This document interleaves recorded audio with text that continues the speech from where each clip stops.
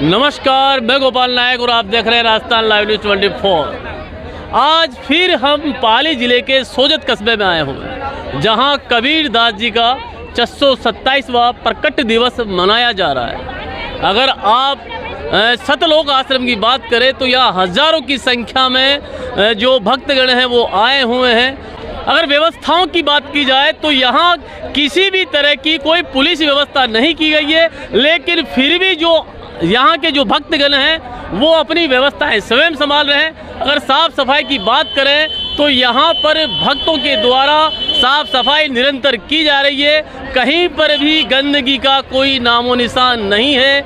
आज फिर हम यहाँ लोगों से, भक्तगणों से चर्चा करेंगे कि आखिर संत रामपाल जी में ऐसा है, ऐसी क्या मोहनी शक्ति है कि वो लोगों को अपनी तरफ आकर्षित कर रहे हैं। आज हमारे साथ में अगर हम बात करें तो हमारे साथ में सुरेश जी अजमेरा जी हैं और भारमल जी सांचौर से हैं जो यहाँ आए हुए हैं, ये भी सेवादार हैं।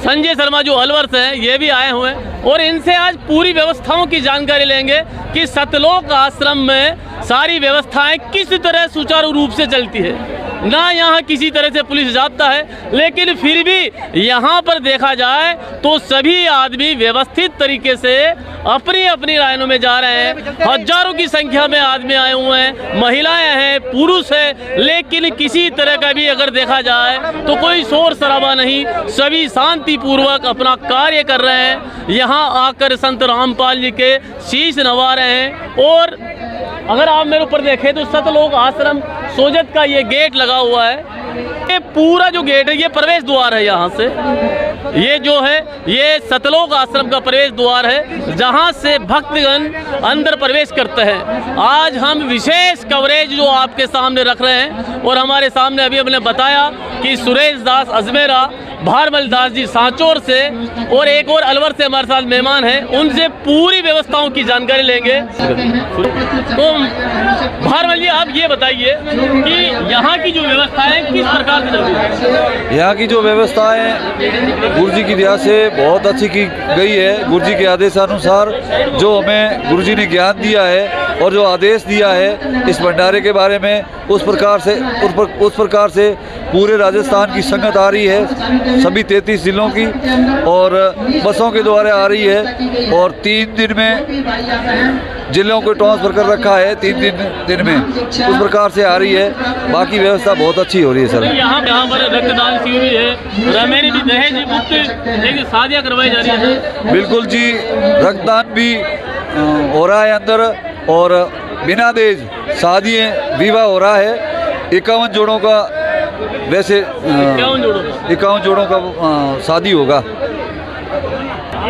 अभी हम सतलोक आश्रम के अंदर प्रवेश कर चुके हैं और इन व्यवस्थाओं के बारे में हम सुरेश दास अजमेरा से जानते हैं कि यहाँ की जो व्यवस्थाएं हैं किस तरह से यहाँ की व्यवस्थाएं सुचारू रूप से चल रही है। क्या लगता है सुरेश जी आपको, यहाँ की जो व्यवस्थाएं हैं किस प्रकार से चल रही है, यहाँ क्या क्या व्यवस्थाएं की गई है? यहाँ पे जो भी व्यवस्थाएं हो रही है वो सतगुरु तत्वदर्शी संत रामपाल जी महाराज की दया से और उनके आशीर्वाद से हो रही है। सभी जो भगत हैं वह गुरु जी के बताए अनुसार यहाँ पे रमेणी कर रहे हैं। 51 जोड़ों की तो शादी हो रही है और देहदान हो रहा है और रक्तदान हो रहा है, जो हर प्रकार से निःशुल्क है। और जितने भी भगत आ रहे हैं ये पूरे घर घर में नहीं, पूरे विश्व के हर घर में, गांव में, ढाणी में, सभी में गुरु जी के आदेश अनुसार मैसेज दिया है और सबको निमंत्रण दिया गया है। सभी 36 कौम के लोग यहाँ पे पधारे हैं गुरु जी की दया से। मतलब 36 कौम के, मतलब किसी भी तरह का कोई जातिगत भेदभाव नहीं? हमारे गुरु जी कहते हैं जीव हमारी जाति है और मानव धर्म हमारा, और ये हिंदू मुस्लिम सिख ईसाई धर्म नहीं कोई न्यारा। एक बार हमें जो पूरी व्यवस्थाएं हैं उनकी आप जानकारी दोगे सर कि कहाँ से किस व्यवस्था कि किस प्रकार व्यवस्थाएं चल रही है यहाँ से? ऐसा बाहर तो शुरू में हमारे पार्किंग की व्यवस्था है। यहाँ गेट के अंदर घुसते ही यहाँ जूता घर है, जिसके अंदर ये देखो जूता घर है,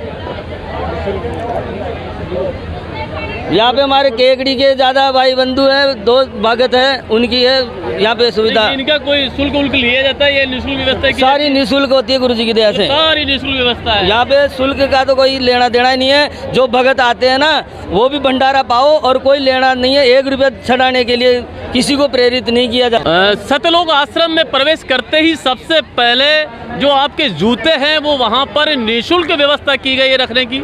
उससे आगे चलते ही जैसा कि हमें सुरेश दास जी ने बताया अभी, उनके अनुसार अभी जो आप हमारे सामने देख रहे हैं, यहाँ जो भक्तगण आते हैं वो प्रणाम कर रहे हैं।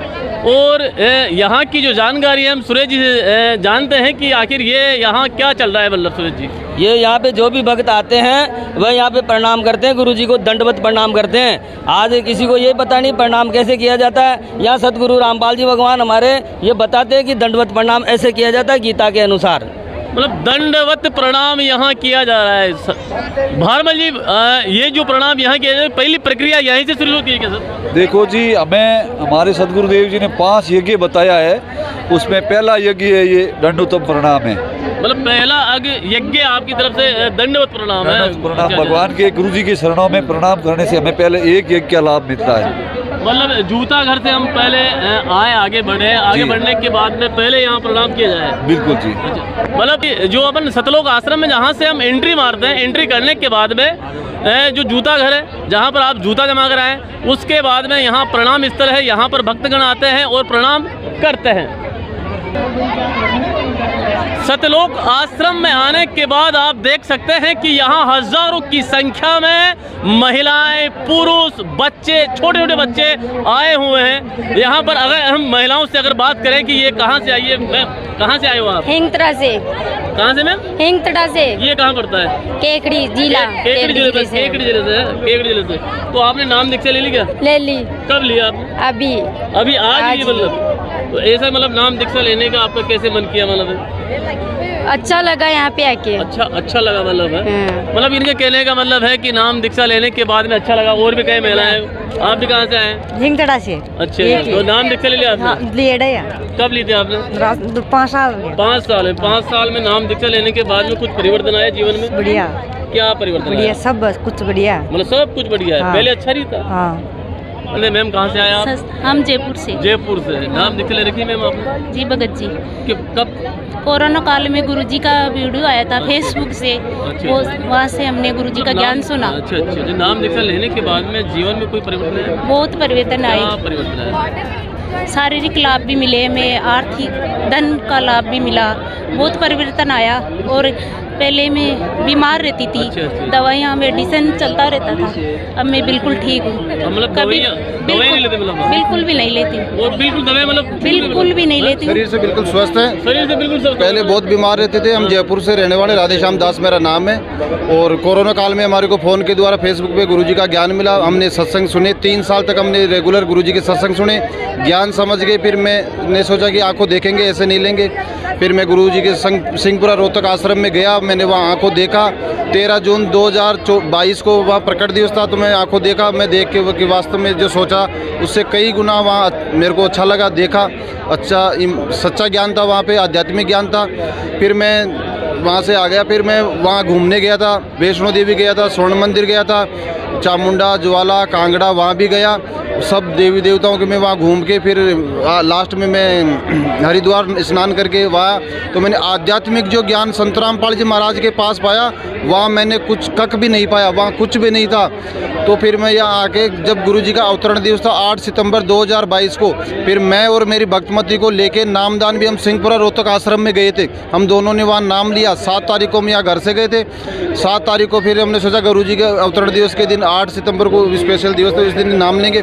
फिर भक्तों ने सोचा कि कल क्या, फिर हमारे गुरुजी की एक वाणी है कि काल कब की डर रे, किस भी डर जा पासा रे, जिन्हें मौत खुड़क दी। ये हमारी गुरुजी की वाणी है। तो काल कब की डर, तो वहाँ हमने तुरंत नाम लिया। रात को 12 बजे हमने वहाँ नाम दीक्षा ली।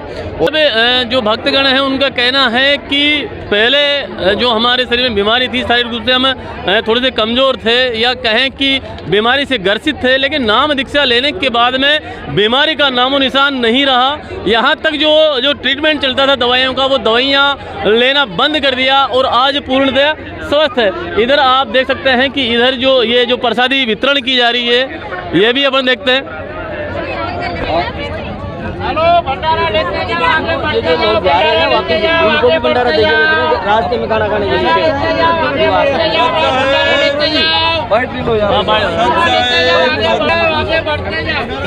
यहाँ पर जो भंडारा लगा हुआ है उसकी भी जानकारी देखते हैं कि क्या है क्या नहीं। क्या भगत जी यहाँ पर जो ये भंडारा दे रहे हैं, इसका कोई शुल्क लिया जा रहा है यहाँ पे?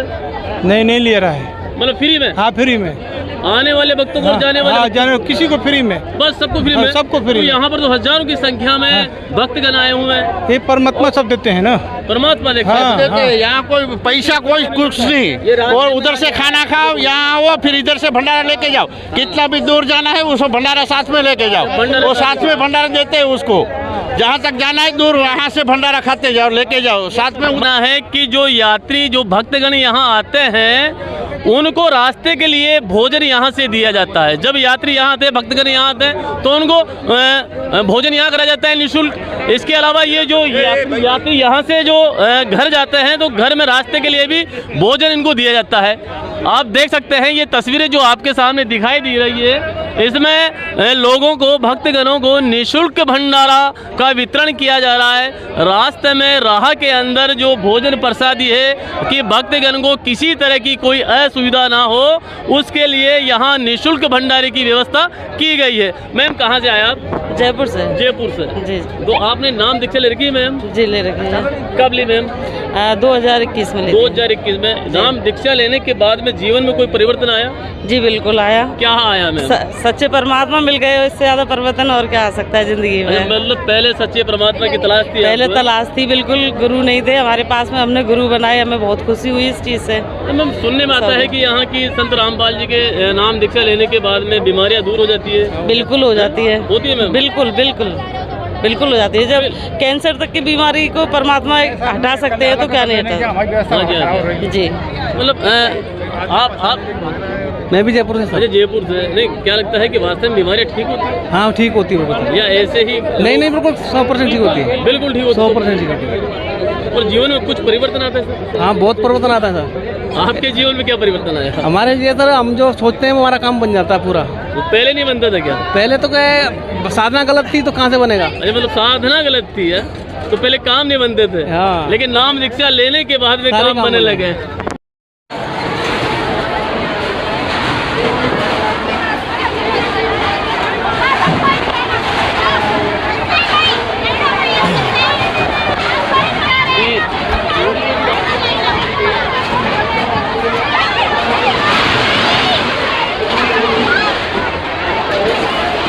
ये जो जगह है, यह है महिलाओं के लिए भंडारे की जगह, जहाँ पर जो महिला भक्तगण हैं वो प्रसादी पाती है। और महिलाओं से भी और इन माता बहनों से भी चर्चा करते हैं कि आखिर ये कहाँ से आई है और किस लिए आई है।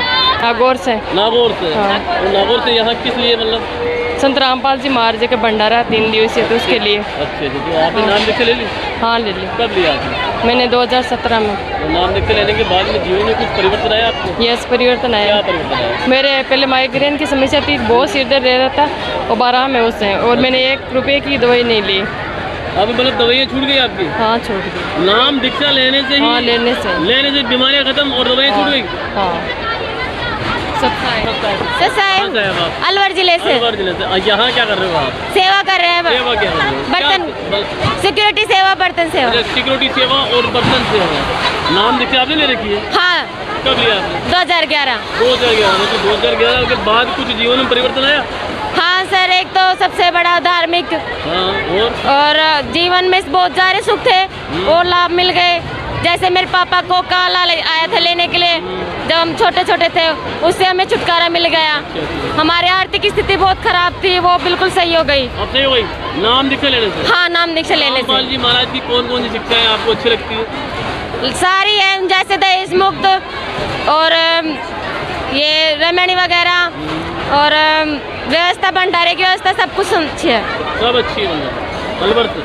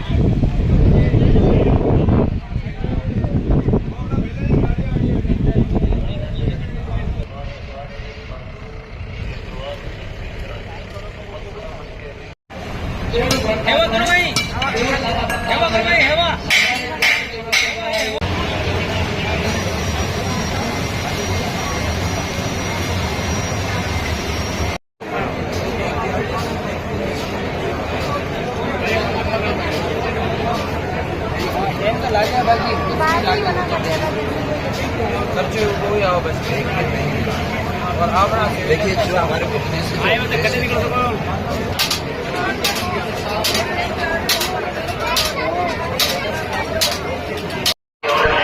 बच्चों का सहयोग परमात्मा जो लिखा होता है।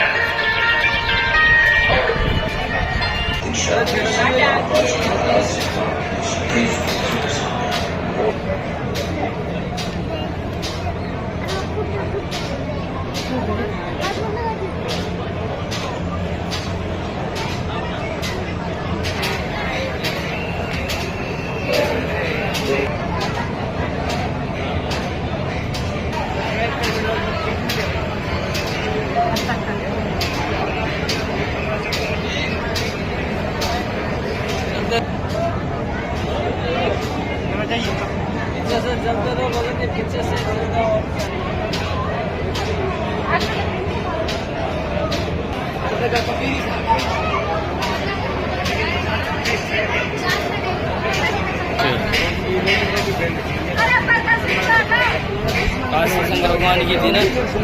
हेलो हेलो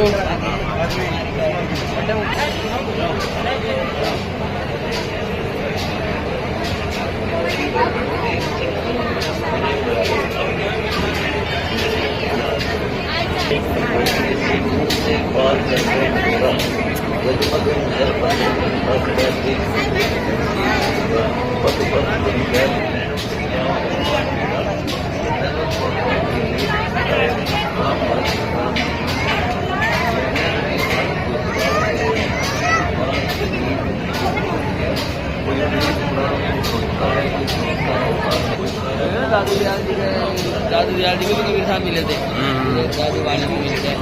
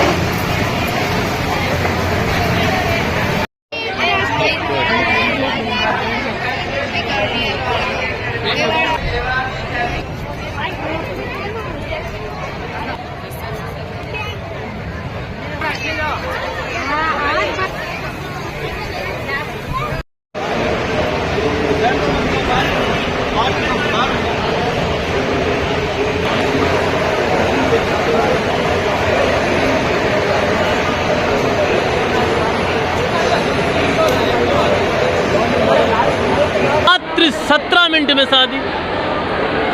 बहुत अचंभा हो रहा होगा मेरी बात सुनकर आपको, लेकिन मैं आपको बता दूं कि सतलोक आश्रम सोजत के अंदर आज जहां हम आए हुए हैं, ये जो 17 मिनट की शादी है वो यहाँ हो रही है। 17 मिनट में विवाह। मेरे पीछे देख सकते हैं कि जितने जो महिलाएं और ये युवा और ये महिलाएं जो खड़ी हुई है, आज ये विवाह के पवित्र बंधन में बनने जा रहे हैं। ऐसी शादी जहां दहेज का नाम नहीं है, ऐसा विवाह जहां दहेज को बिल्कुल नकार दिया गया है, और एक तरह से दहेज मुक्त शादी जिसे हम कहें, ना एक पैसा लेना ना एक पैसा देना। अगर बात करें कि सामाजिक सरोकार की, तो आम आदमी को भी इनसे एक शिक्षा लेनी चाहिए कि समाज के अंदर इस तरह की जो दहेज मुक्त विवाह है उनको बढ़ावा देना चाहिए। और वही आज यहाँ सतलोक आश्रम में करीबन 50 जोड़े आज विवाह के पवित्र बंधन में बनने जा रहे हैं, लेकिन बिना किसी दहेज के ये शादियाँ हो रही है। आज उनके परिजनों के साथ ये जो युवक और युवतियाँ हैं, आज यहाँ पवित्र बंधन में बनकर अपने दाम्पत्य जीवन को सुखी बनाने जा रहे हैं। सभी भक्त आत्मा कृपया ध्यान से सुने। जयपुर के भाग्य निमेड़ा से जो भी भक्त आग्रह बस के द्वारा आए हुए हैं, भाग्य निमेड़ा अपने बस में जाके बैठ जाए। भाग्य निमेड़ा की बस रवाना होना चाह रही है जी। सच्चाई भक्त गौरी शंकर दास या रस्सी की काशी जयपुर से, भक्त गौरी शंकर दास या रस्सी की काशी जयपुर से नाम सिस्टम के पास कुसुम ब्रांच से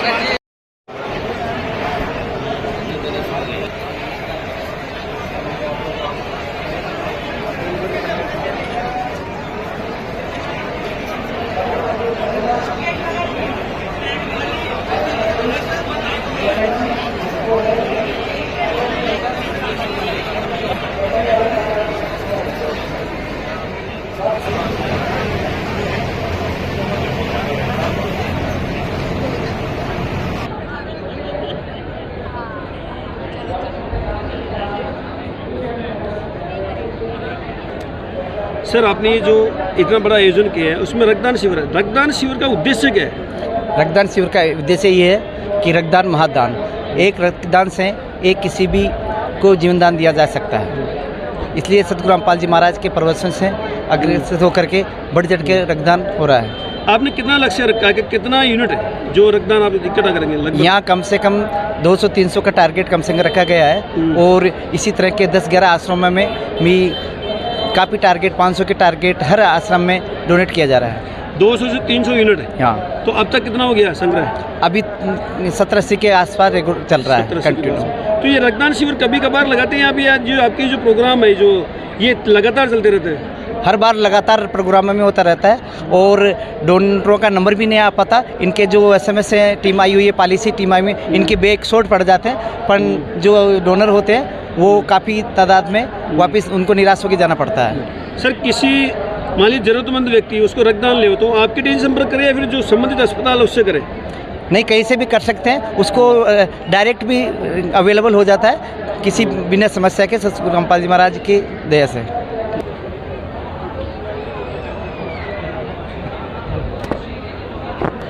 ये देहदान का उद्देश्य क्या है? उद्देश्य देहदान का एकमात्र है कि ये जीव अंदर से जाना ही है, आत्मा को तो जाना ही है।